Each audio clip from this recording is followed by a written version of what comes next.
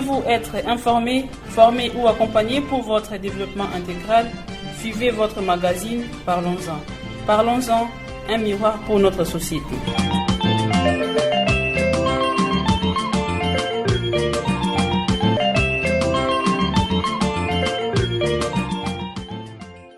Mesdames et messieurs, bienvenue à notre magazine consacré sur les mesures préventives contre le monkeypox en milieu scolaire.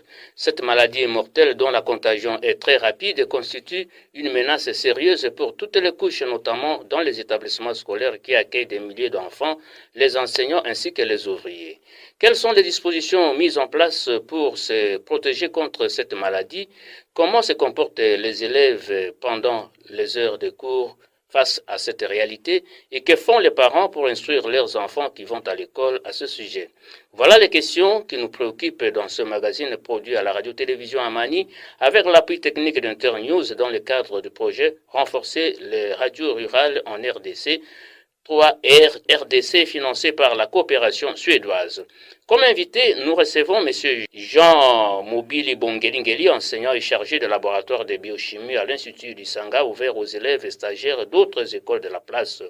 Participe également à cette émission l'élève Bolamba Shaolinde en 4e année des humanités dans cette même école et John Mondele, chargé de communication à la division provinciale de la santé. Maurice Mobaba sur la partie technique à la présentation. Je suis Pierre Komba Impengue Tangambila. Bonne condition d'écoute.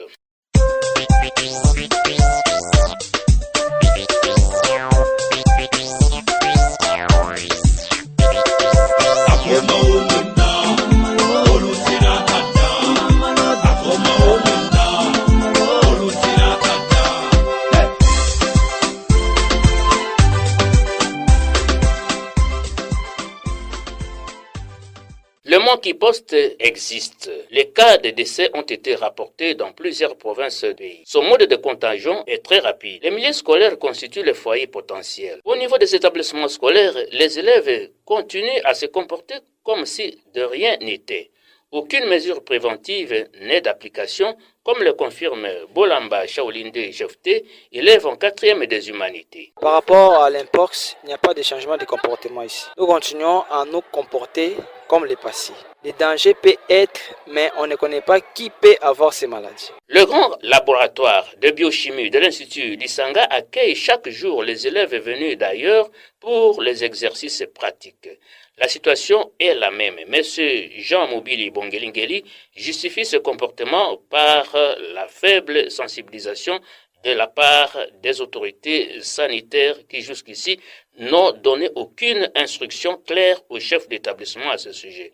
On écoute le chef de laboratoire de l'Institut d'Isanga. Nous n'avons pas encore mis de dispositions parce que nous n'avons aucune information par rapport à ça. Aucune sensibilisation n'est passée, aucun message, même pas par écrit, même pas par verbal, pour nous parvenir afin de prendre des dispositions pour accueillir les enfants. Nous sommes en train d'accueillir les enfants comme par le passé, comme si de rien n'était. Les autorités sanitaires invitent quant à eux toutes les couches au respect des mesures préventives afin de lutter efficacement contre cette maladie dangereuse.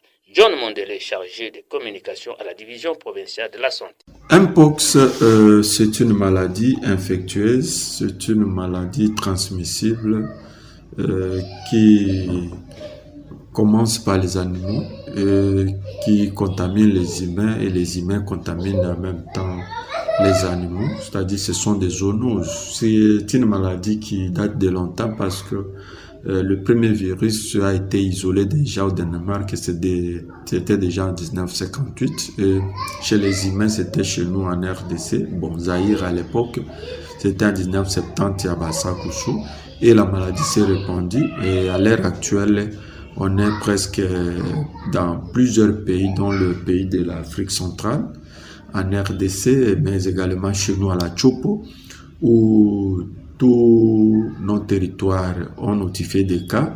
Déjà la semaine 40, on était à plus de 1768 cas et nous déplorons déjà 86 décès.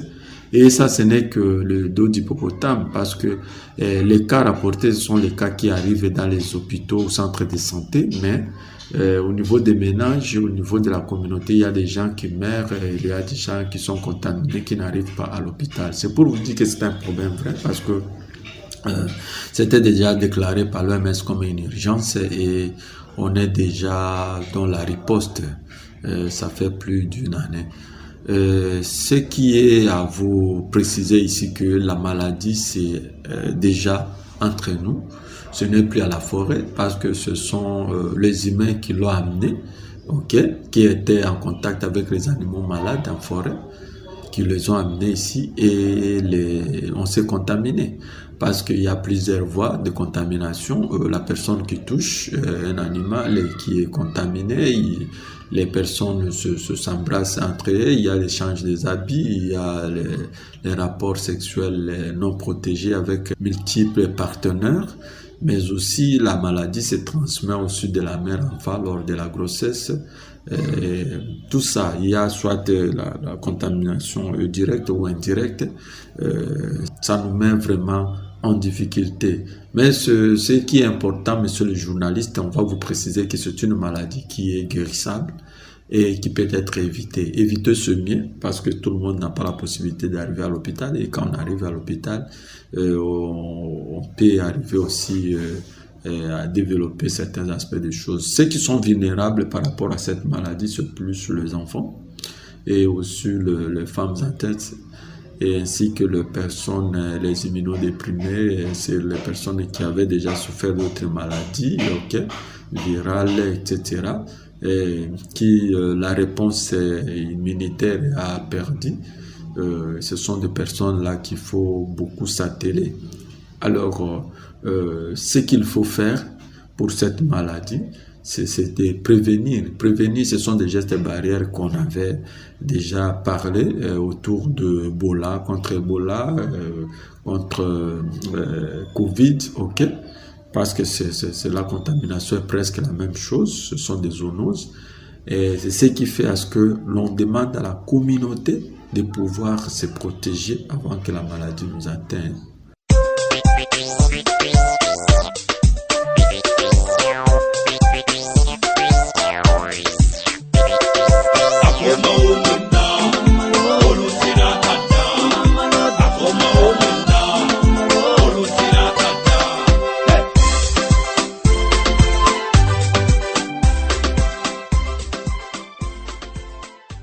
Ce magazine touche à sa fin. Infiniment merci à vous, chères auditrices et auditeurs. Merci également à nos invités. Cette émission a été produite par la RTA avec l'appui technique d'Internews dans le cadre du projet Renforcer les radios rurales en RDC, 3R RDC, financé par la coopération suédoise. Moïse Moubaba était à la technique et Pierre Kumba Mpenge Kangambila vous l'a présenté. Au revoir et à la prochaine.